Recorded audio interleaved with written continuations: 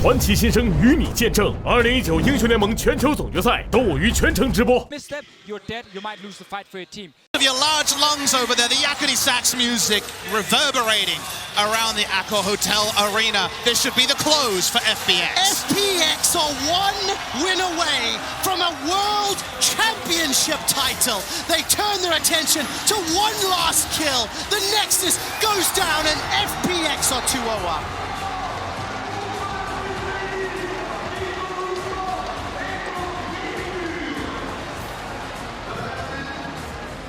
We are on the cusp of deja vu coming true once again. The beginnings of a potential LPL dynasty. 2 world championships back to back. That is what FPX is staring down right now with a potential clean 3-0, which we haven't seen since play-ins. And it's incredible that this is one of the newer teams from the LPL. The rise of this Phoenix has been meteoric, Quickshot. With adding Doinby and Tian, them coming together, coming from a bottom half LPL team, skyrocketing to the very peak of competition. And it's pretty arguable that Doinby was the best player to never make it to the World Championships before he qualified for his first. And now he might be a world champion on the first go. Ambition was the last person we talked about with that metric.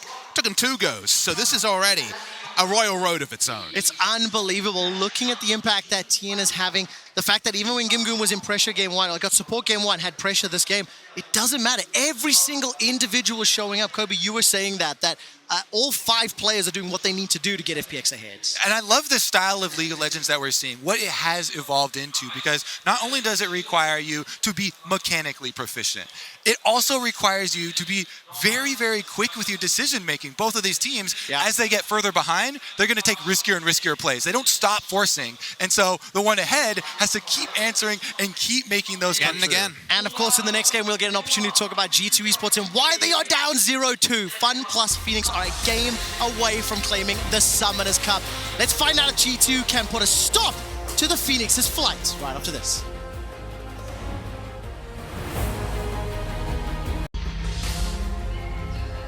Welcome back to Worlds 2019 and the State Farm Analyst Desk for Game 3, where FPX are 2-0 in the World Final, 1 away from defending it for the LPL. And I must say, I'm beginning to feel the feelings of last year creeping in as EU stares down a possible 3-0 defeat.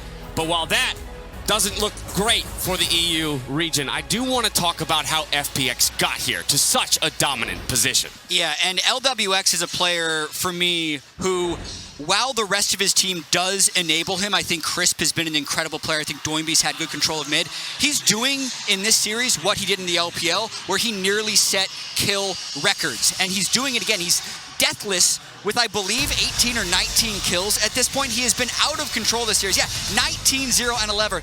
And we talked about, during the pause, the way they're also winning the draft minigame within this series. Yeah, and I'll take the flame. I did not expect Lwx to just smash through this series. I felt for a very long time Lwx was propped up because he was laning with such an incredible support in Crisp. And it was the fact that Crisp facilitated Lwx to look so good. But in this series, he is having a career-defining series. Lwx is smashing kids right now. Yeah, I mean, but there's nothing bad in saying that Crisp and Tian are still setting him up extremely well. I think that duo from jungle and support are the best we have in the world right now. This was the first initial fight that happened in the last game that G2 didn't really want. Like, they wanted to take the Drake, then go back and play laning phase because you need items on Yasuo.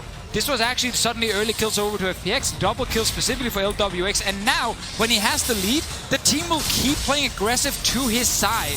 Yeah, and we really got to see FPX come together here, and also we got to see G2's greed punished to a level that we've yet to see so far at the World Championship. Like, even this play, yes, G2 wants to try and turn the game around, but when those high-risk plays don't work, they are also very punishing. They overcommit, and then they get destroyed. But this is what I love about FPX right now, because what FPX has decided to do in this series and say, we don't need all this 1v1 shenanigans, we don't need to keep our top laner against Wonder or anything. No, whenever there's a chance for G2 to start a fight, FPX have already moved 4 members nearby, and what FPX are bringing, especially in the last game, way more crowd control on their side. So the moment G2 try and step forward, Mickey especially, instant CC, and then you pick up a kill for your AD carry. That's why Lwx are getting so many of these kills as well. It's just much easier to execute League of Legends, and then individually, FPX are skill checking G2 and winning.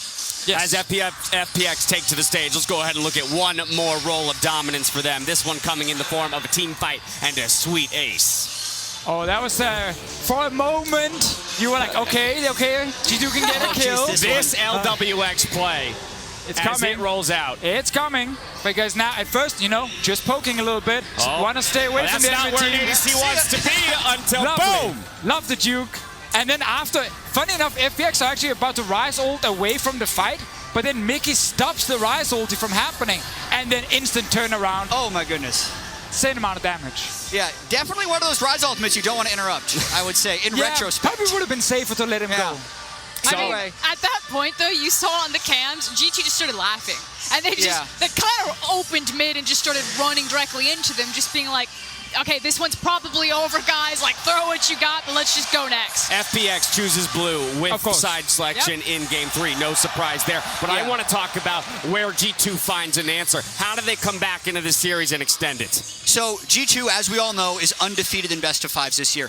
And they've been down 0-2 before. So in terms of teams that are down 0-2, G2 is definitely one of the better teams in this situation. And you could see it by the fact that they were laughing a little bit towards the end of that game, that they did have spirited conversations off stage rather than one person kind of blankly staring at the ground while the coach tries to talk to him. A story we've seen from other teams in similar situations. So if a team is going to come back, it could be G2. But as you mentioned at the start, we can't keep having 3-0 finals, Dash.